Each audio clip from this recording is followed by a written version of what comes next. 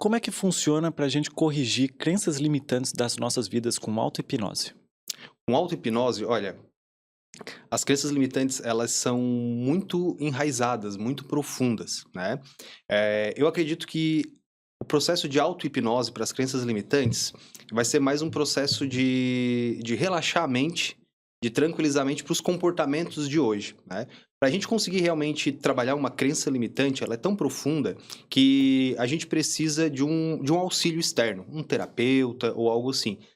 O que a gente consegue fazer com a auto-hipnose é um controle desse comportamento que a crença limitante está trazendo. Então, por exemplo, assim, às vezes as crenças limitantes lá do passado estão trazendo algum tipo de ansiedade, estão trazendo algum tipo de tristeza, você pode utilizar da auto-hipnose para conseguir eh, aliviar essa ansiedade, reduzir essa tristeza, limpar a mente para conseguir pensar com mais tranquilidade, né. Porque um dos problemas que a gente tem com a ansiedade, com os transtornos como um todo, é que eles acabam deixando a nossa mente muito embaralhada, muito confusa, né. Então é muito comum, por exemplo, clientes que vêm com crenças, com coisas assim, falam assim: "Ah, eu tô com um problema de memória, não consigo lembrar das coisas direito, eu tô muito esquecido, não lembro dos nomes das pessoas", né.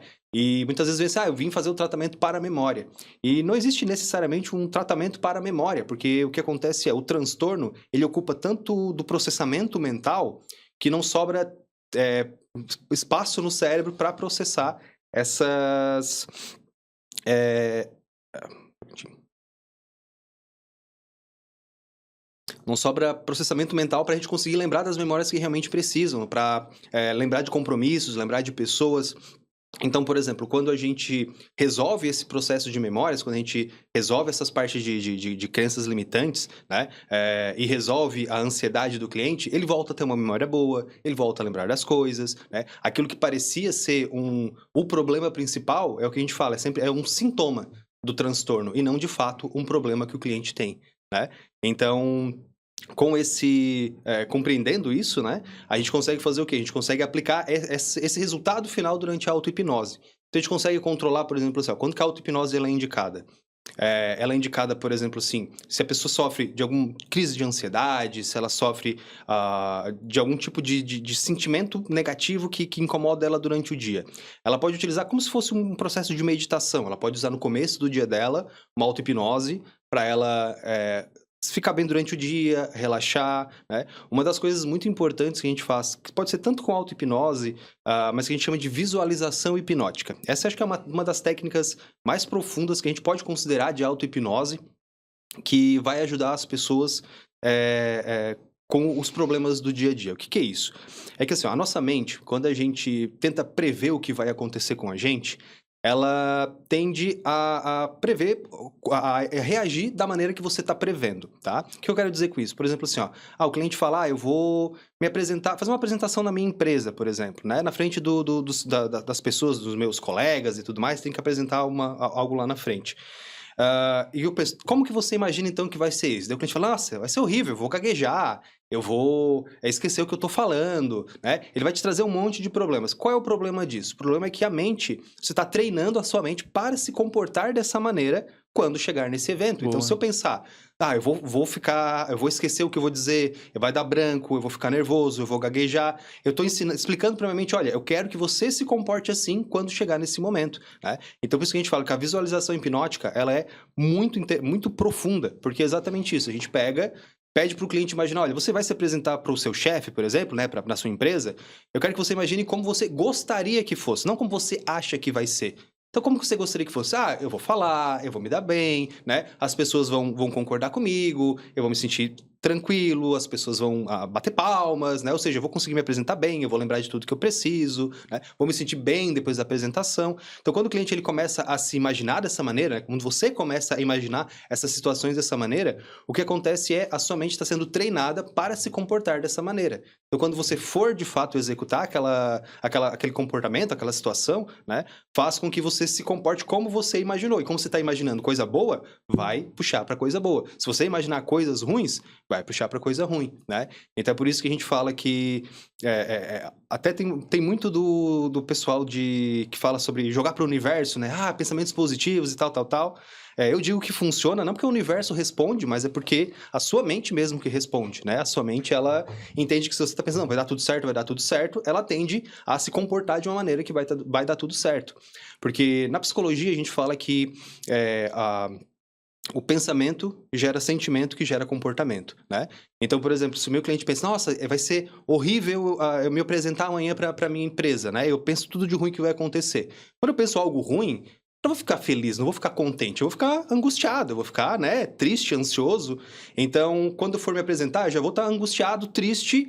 Obviamente que eu vou esquecer o que eu vou falar, que eu vou gaguejar e vai tudo mais, sabe? Então, quando eu consigo criar essa visualização hipnótica, que eu vejo, não, vai dar tudo certo, eu vou me apresentar, meu chefe vai gostar, meus colegas vão gostar, eles vão aplaudir, né? Isso já vai me dando uma calma, uma tranquilidade. Eu não vou ficar ansioso sabendo que vai dar tudo certo, mas mesmo que eu não saiba o que vai acontecer.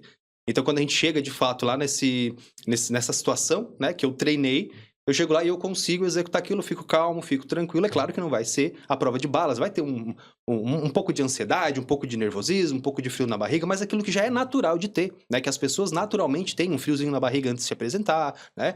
Um pouco de desconforto, às vezes, de se apresentar em público, já que ele não se apresenta direito, mas aquilo que é facilmente trabalhável, o cliente consegue, né? Não vai atrapalhar a performance dele esse tipo de pensamento, né? Então, a gente consegue melhorar muito e é só simplesmente o cliente se imaginar fazendo aquilo, tá? E claro, se ele conseguir fazer isso, quanto mais ele conseguir se concentrar, se focar, mais intenso vai ser esse resultado, né? É isso, desculpa te cortar, Não, mas claro. é isso que eu tava pensando. Tem que ser treinável, né? Porque se o cara fazer isso pela primeira vez, muito provavelmente ele vai se comportar da forma com que ele se pensou antes. Pô, eu tô ansioso aqui agora. Isso. Tá, vou mentalizar que eu não tô. Mas lá na hora, como o corpo, a mente dele já tá acostumado com o não, muito provavelmente ele vai se sentir ansioso.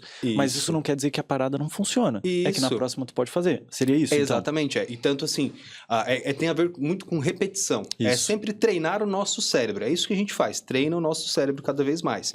Então, por exemplo, o que a gente tem que ver normalmente é uma diferenciação assim do tipo, digamos que a pessoa escutou agora e falou, não, a partir de hoje, então eu vou começar a mudar, né? Pensar positivo nas situações que vai acontecer. Então, digamos que ela vai ter uma situação, sei lá, daqui a 2 dias que vai acontecer. Só que ela já está há uma semana pensando em coisas ruins, né? Agora ela vai ficar 2 dias pensando coisas positivas, né? Vai melhorar, obviamente, vai diminuir bastante a ansiedade, porque se ela continuar pensando coisas negativas à medida que vai vindo, vai piorando ainda mais, né? Mas, como ela está conseguindo, se acalmou nos últimos dias, claro que não vai ser 100% de resultado, mas já vai dar uma boa aliviada na ansiedade que ela tem, no processo, e como você mesmo comentou, é prática, é treino, né? Então ela tentou hoje, tá? Ela continua tendo, se ela fizer isso todos os dias, para todas as situações, né?